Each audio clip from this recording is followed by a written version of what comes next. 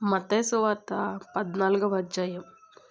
ఆ సమయమందు చతుర్థాధిపతి అయిన హేరోదు యేసుని గూర్చిన సమాచారము విని, ఇతడు బాప్తిస్మిచ్చు యోహాను, అతడు మృతుల్లో నుండి లేచి ఉన్నాడు, అందువలననే అద్భుతములు అతని యందు క్రియారూపకము లగుచున్నవని తన సేవకులతో చెప్పెను.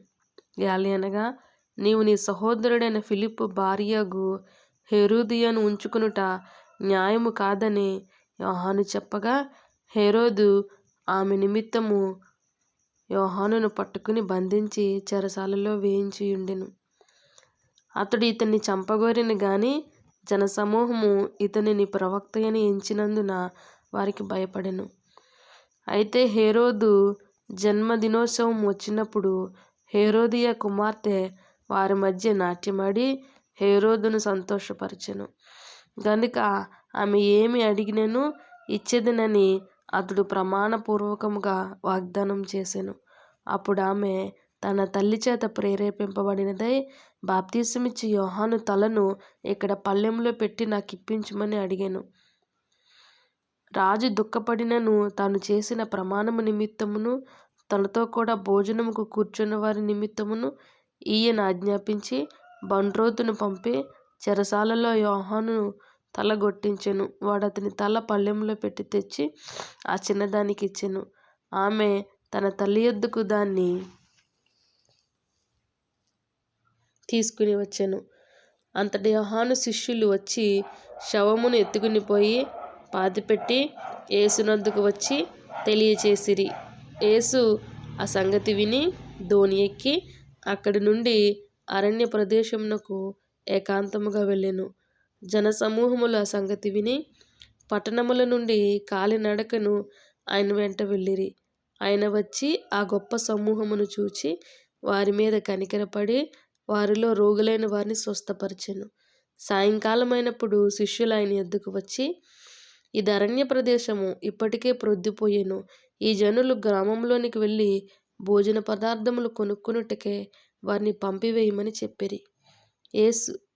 యేసు వారు వెళ్ళనక్కర్లేదు, మీరే వారికి భోజనము పెట్టుడని వారితో చెప్పగా, వారు, ఇక్కడ మన యొద్ద 5 రొట్టెలను 2 చేపలను తప్ప మరి ఏమీయూ లేదని ఆయనతో చెప్పిరి.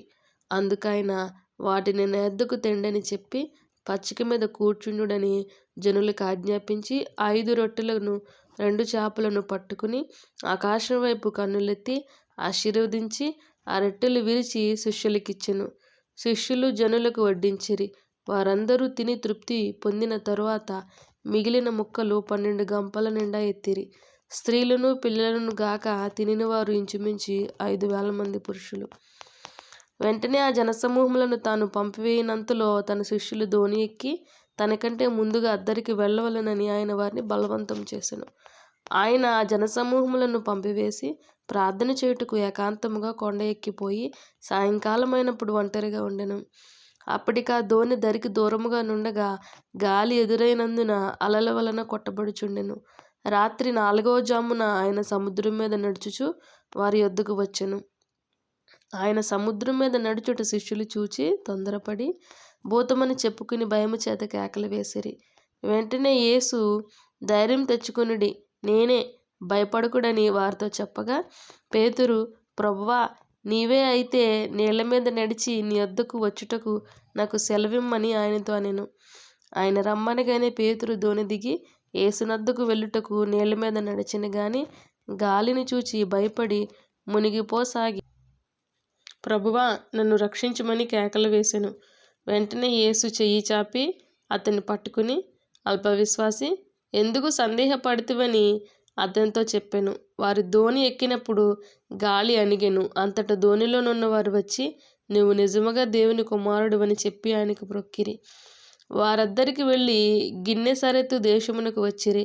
అక్కడి జనులు ఆయనను గుర్తుపట్టి చుట్టుపట్లనున్న ప్రదేశమంతటికి వర్తమానం పంపి రోగులందరినీ ఆయన యొద్దకు తెప్పించి, వీరిని నీ వస్త్రపు చెంగు మాత్రము ముట్టనిమ్మని ఆయనను వేడుకొనిరి. ముట్టిన వారందరూ స్వస్థత నొందిరి.